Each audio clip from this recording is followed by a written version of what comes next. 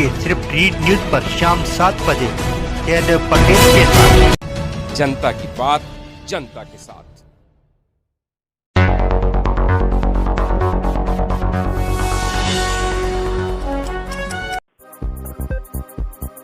नमस्कार दोस्तों, स्वागत है आपका एक बार फिर जनता के बाद जनता के साथ। आज के प्रोग्राम में हमारे साथ फोन कॉल पर खास मेहमान है अभिनेता राजेश पंडित। राजेश जी पंडित, आपका बहुत बहुत स्वागत है आज के हमारे प्रोग्राम में। धन्यवाद।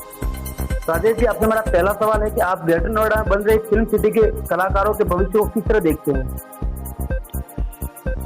देखिए, निश्चित एवं सुनिश्चित रूप से ही ग्रेटर नोएडा में बन रही फिल्म सिटी की जो घोषणा की है योगी सरकार ने, इसके लिए सर्वप्रथम तो समस्त कलाकार समाज की ओर से पूरे उत्तर भारतीय विविध रूप से जो प्रतिभाएं हैं उन सबकी ओर से योगी सरकार को, भारतीय जनता पार्टी को कोटि कोटि धन्यवाद, कोटि कोटि साधुवाद।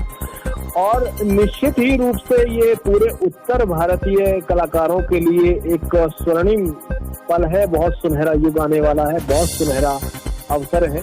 क्योंकि पहले हम लोगों को देखिए पूरे हिंदुस्तान में, पूरे भारतवर्ष में सीखने के लिए अभिनय की, अगर अभिनय में आपको दक्ष होना है, मास्टर होना है, तो दिल्ली से बड़ी अच्छी कोई जगह है नहीं। क्योंकि नेशनल स्कूल ऑफ ड्रामा यहाँ पर है, दूरदर्शन यहाँ पर है, मंडी हाउस में बहुत सारे ऐसे इंस्टीट्यूशंस हैं, बहुत सारे ऐसे संस्थान हैं जहाँ ऑर्गेनाइजेशंस हैं जहाँ पर थिएटर सीखा जा सकता है और आप अपने अभिनय को पॉलिश कर सकते हैं, आप उसको निखार सकते हैं। लेकिन अभिनय को निखारने के बाद, दिल्ली से आप रंगकर्म करने के बाद, रंगकर्मी होने के बाद, आप थिएटर यहाँ से करने के बाद, आपको दुर्भाग्य ये था, सही रूप में अगर कहें तो सही शब्द मेरी समझ में तो यही है कि दुर्भाग्य कलाकारों का ये था, पूरे उत्तर भारतीय कलाकारों का, कि जाना पड़ता था मुंबई, मार्केट वही था।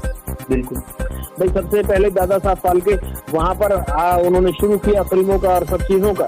तो जब वहां पर भारतवर्ष में फिल्म शुरू ही वहां पर हुई, सिनेमा शुरू ही वहां पे हुआ, फिर टेलीविजन इंडस्ट्री आई, तो उसके बाद तब से लेके अब तक काम के लिए जाना पड़ता था मुंबई। अब वहां पर अब आप देख ही रहे हैं क्या स्थिति है।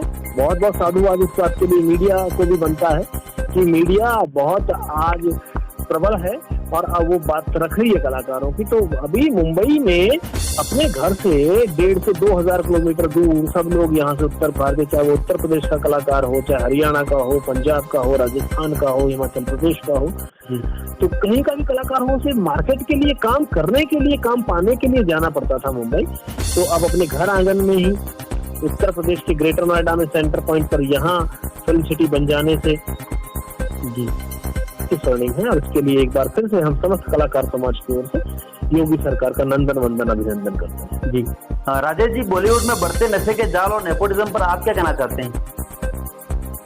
देखिए, ये मैं क्या कहूँगा, ये हर वो सच्चा कलाकार कहेगा जो कहीं ना कहीं बहुत व्यथित, दुखित और बहुत ही त्रस्त था इस पूरे जाल से, इस पूरे माया जाल से बॉलीवुड के।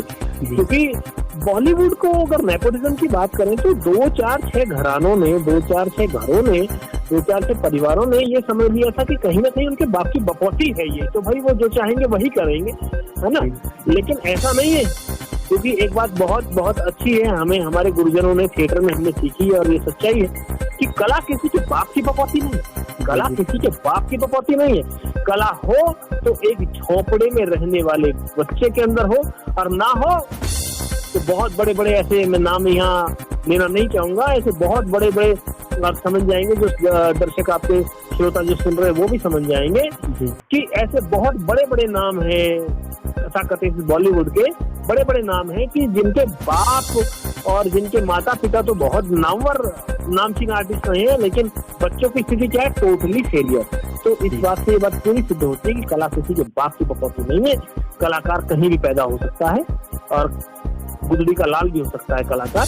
एक तो ये नेपोटिज्म वाली बात है, और दूसरी बात रही नशे की और नशे के जाल की, तो आप ये समझ लें कि नशा तो बहुत लंबे अरसे से इंडस्ट्री में होता आ ही रहा है। लेकिन अब फिर से मैं कहूंगा कि मीडिया को बहुत बहुत साधुवाद बनता है, बहुत बहुत मीडिया का अभिनंदन बनता है इस बात के लिए कि उसने सारी चीजें समक्ष रखी हैं, सामने रखी हैं, निकाल के रखी हैं।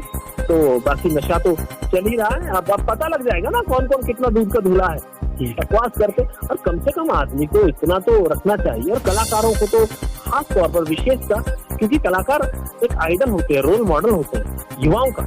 खासतौर पर अगर आप इस तरह का करेंगे, नशा करेंगे और इस तरह की चीजें करेंगे तो युवाओं पर और जिनके आप रोल मॉडल उन पर क्या असर पड़ेगा। तो बहुत अच्छा हो रहा है इस वक्त, ये दूध का दूध पानी का पानी हो जाएगा। जी राजेश जी, आपसे हमारा आखिरी सवाल है कि उत्तर प्रदेश के ग्रेटर नोएडा में बन रही फिल्म सिटी से क्या बॉलीवुड के नेपोटिज्म पर लगेगी लगाम?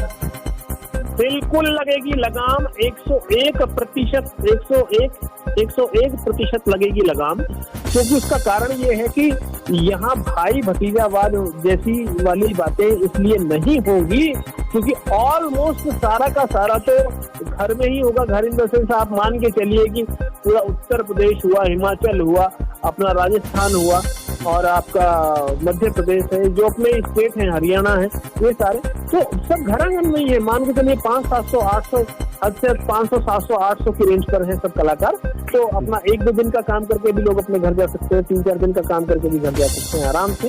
तो उस सब चीजों से बड़ा फर्क ये पड़ेगा कि कहीं ना कहीं अपने घर से जुड़े रहने से कलाकार का एक तो मनोबल बढ़ता है, स्ट्रेस भी कम होता है।